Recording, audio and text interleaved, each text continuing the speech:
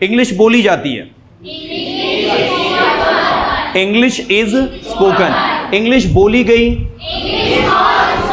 English बोली जाएगी, English बोली जा रही है।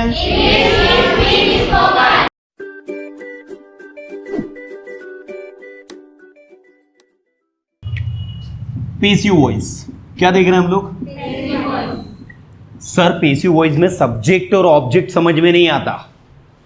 मैंने कहा मुझे पढ़ाया गया और मुझे पढ़ाना चाहिए। बताओ दोनों वाक्यों ए और बी को ध्यान से पढ़ो और देखो कि मुझे पढ़ाया गया और मुझे पढ़ाना चाहिए कौन सा एक्टिव वॉइस का और कौन सा पेसिव वॉइस का है?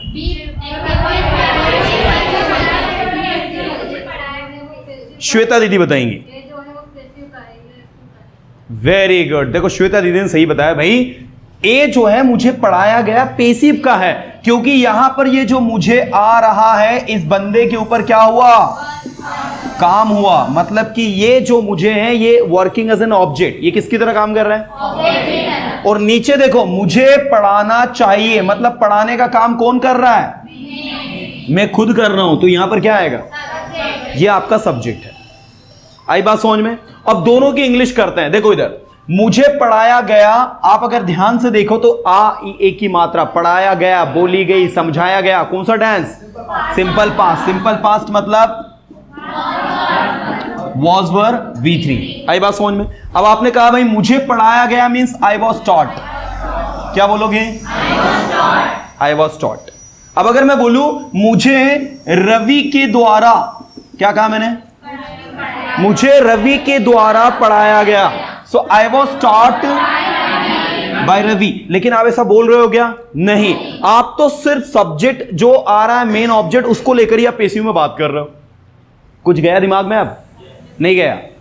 तो पेसिव वॉइस में सबसे पहली प्रायोरिटी किसको दी जाती है? पहली बात ऑब्जेक्ट को। आपको सिर्फ ऑब्जेक्ट ढूंढना है, आपने ऑब्जेक्ट ढूंढ लिया, आप काम हो जाएगा आपका। आई क्या बात समझ में? नहीं आई? दूसरा देखो मुझे पढ़ाना चाहिए। अब मुझे बताओ मुझे पढ़ाना चाहिए, चाहिए मतलब क्या हो गया? शुड। क्या बोलोगी? I should. कुछ समझ में आ रहा है? नहीं आ रहा है? तो ये हो गया आपका। दूसरा सेंटेंस देखो, मैंने कहा इंग्लिश बोली जाती या जानी है। अब मुझे बताओ ये क्या है? पहले तो इंग्लिश बोली जानी है। अरे पेसिव वॉइस है कि एक्टिव वॉइस? पहले बताओ कैसे पहचाना? क्योंकि जब भी कोई काम किया जाना है ना, काम को करना है ना, तो वो एक्टिव वॉइस, और काम किया जाना है तो इंग्लिश बोलना है तो एक्टिव वॉइस, इंग्लिश बोली जानी है तो, इंग्लिश पढ़ाना है तो, इंग्लिश पढ़ाए जाना है तो। कुछ आ रहा समझ में? नहीं आ रहा है? पक्का? तो जो भी काम किया जाना है वो किस में आएगा? तो इंग्लिश बोली जानी है किस में बनेगा?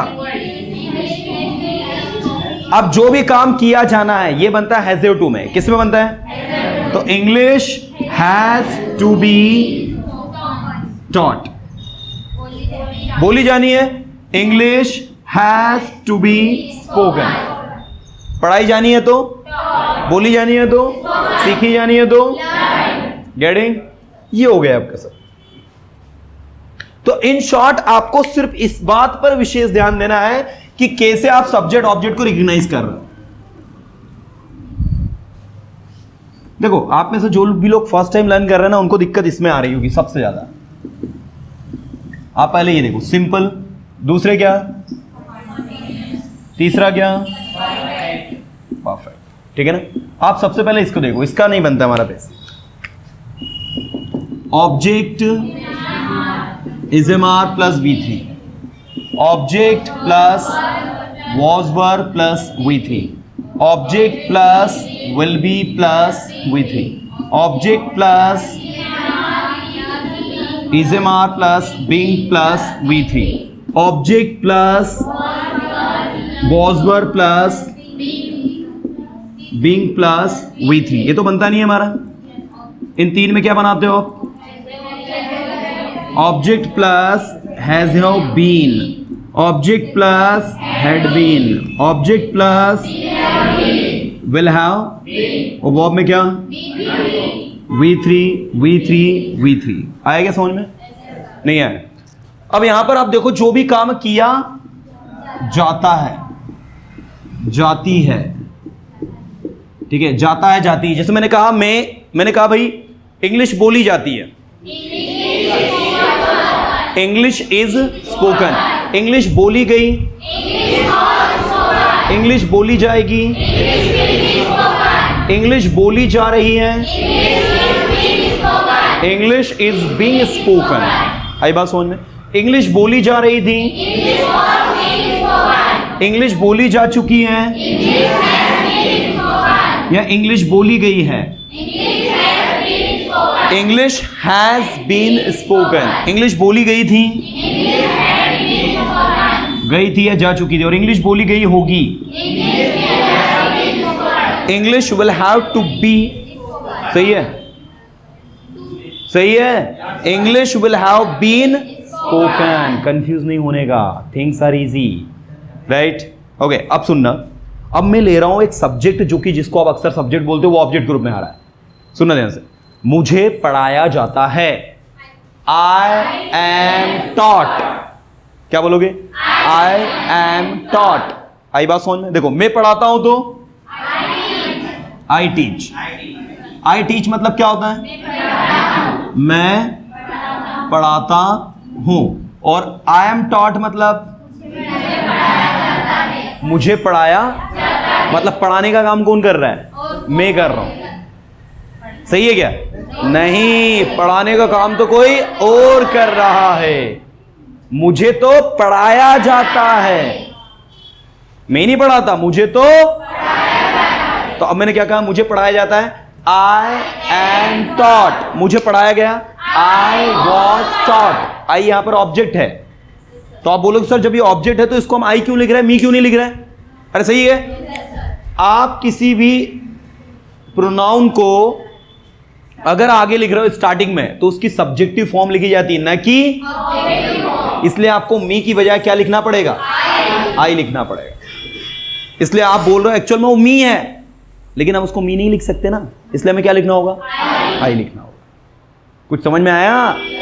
तो आई एम टॉट, मुझे पढ़ाया गया, मुझे पढ़ाया जाएगा, मुझे पढ़ाया जा रहा है, I am being taught, I am being taught. मुझे पढ़ाया जा रहा था, आई वॉज बीइंग टॉट। मुझे पढ़ाया जा चुका है,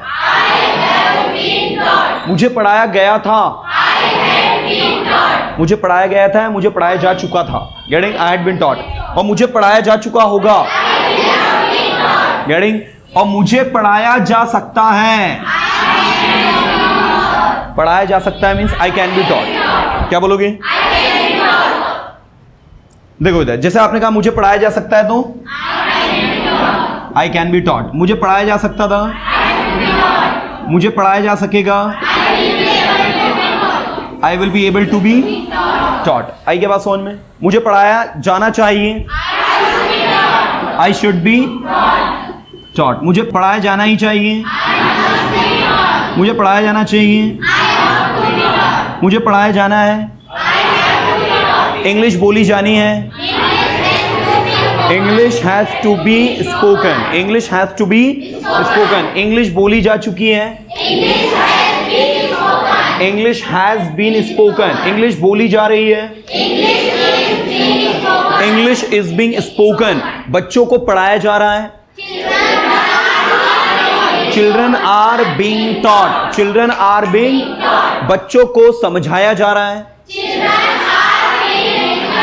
बच्चों को समझाया जाएगा,